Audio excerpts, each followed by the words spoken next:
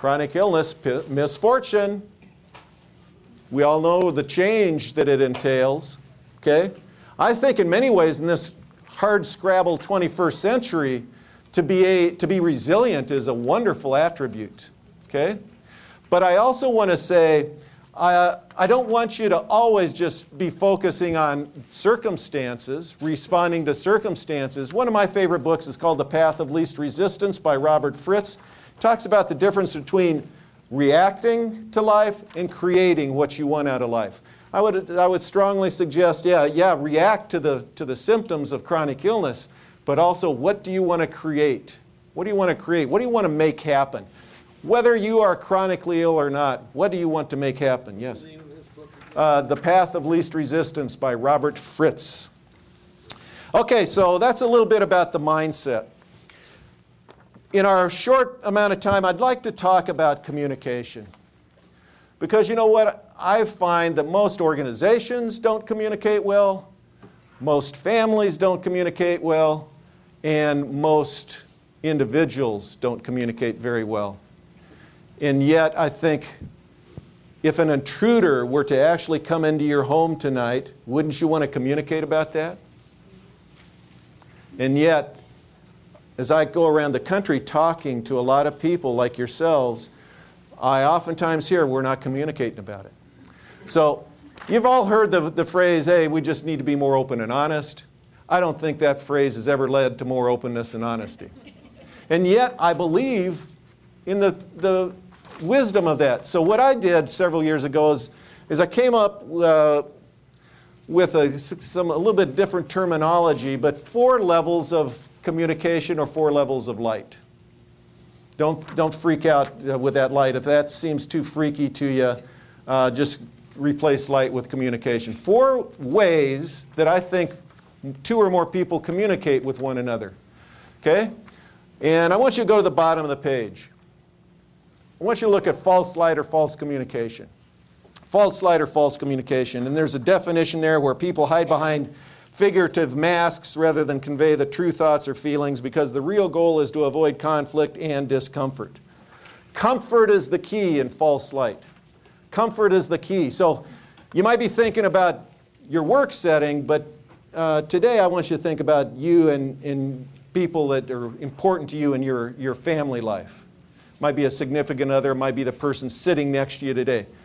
Okay? Comfort is the key. We just don't want to go to that area of discomfort. Okay? All right? By the way, dead moose carcasses. What do I mean by a dead moose carcass? That's just symbolically, there's a dead moose carcass there, and it represents a significant problem that everybody knows it's a significant problem, might be chronic illness, but we're not talking about it. Okay? Dead moose carcass. I think we oftentimes don't talk about chronic illness, even though the intruder chronic illness is, there all the time. All right. So we avoid conflict because it's too uncomfortable, right? Here's how I would say I treated Sherry's chronic illness in those early years. John Wayne with a happy face mask on. John Wayne with a happy face mask. One day, I got a call. I was working at Hewlett-Packard, and I got a call. I've got some of this on my hand. Would somebody tell me if I wipe it across? If I've got like this. I got a call from a friend of ours, Sherilyn was her name, and she had a husband that worked at Hewlett-Packard as well, and she said, Greg, I'm here to have lunch at the cafeteria. Steve and I would like to have you come and eat with us. So I said, okay, I'll go anywhere for a free lunch. That's why I'm here, by the way. So we sat down, and Sherilyn, who has this vivid red hair, and she's kind of crazy, to tell you the truth, she said, I dreamt about you guys last night. And I said, oh, okay. She said, I dreamt about how hard it must be to have small children, and Sherry's so sick. John Wayne with a happy face mask on says, we'll handle it. Then she said, no. I got up in the middle of the night and I started writing down some ideas. Now, they attended the same church we did, and she said, and here's the plan. The plan? She says, I'm going to pull together a group of people that'll bring meals to you guys 4 nights a week, to do house cleaning once a week, and to do babysitting within an hour when you call. Wow. Yeah, wasn't that something? Men, how did I answer her? Thanks, but no thanks. John Wayne with a happy face mask said, no.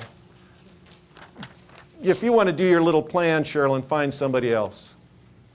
We don't need that. She did get me to at least promise to tell Sherry about it. So that night I said, hey, Sherry, you know Sherilyn, and she had this idea. I told Sherry the idea, and Sherry said, yes, do it, call her tonight. We are dying. Now, I want you to understand, Sherry is physically sick. Can you understand the mental sickness that I had? I was willing, I knew we were dying too, and I was willing to say no, to risk my relationship, rather than to take off the mask and say, yeah, man, we need some help. That is sick. Sherry got me to call that night. And for about a year or so, we had that service from our church. It's wonderful. Sherry, what's it like in our relationship when I am communicating in false light? What's that like? When you're communicating in false light, what it felt like to me and can still feel like today is that not only am I alone, but I'm very lonely. I also feel blamed.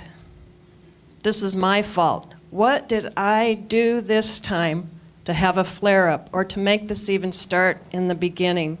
I feel embarrassed. Do you know who I used to be? And this is who I am now. Okay. I also felt... We need to get going here.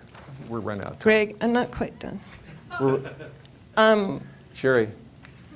Greg, I'd like to finish. I know I need to use notes. Okay, I have a hard time remembering. Time out for just a second. We were hoping for a fraction of a second. At least some of you thought, Greg just turned into a real jerk.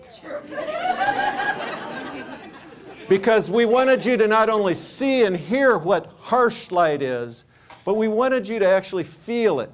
You know, it happens all the time where everything's nice and comfortable, false light, and then somebody says or does something that obviously, ding, ding, ding, ding, ooh, we've just moved into a whole new realm. And it's this.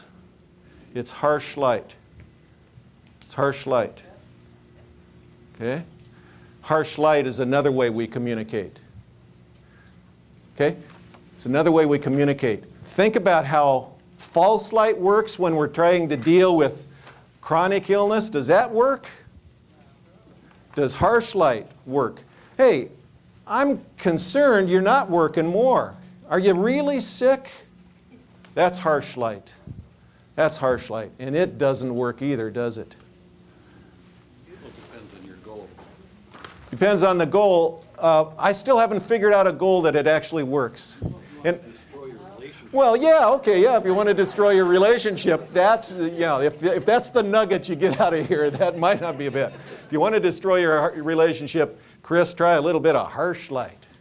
You know, I don't know if you can't see it, but when I go like this, people actually have a physical response, don't they? I see faces getting red. That's harsh light, and it doesn't work. It does not work.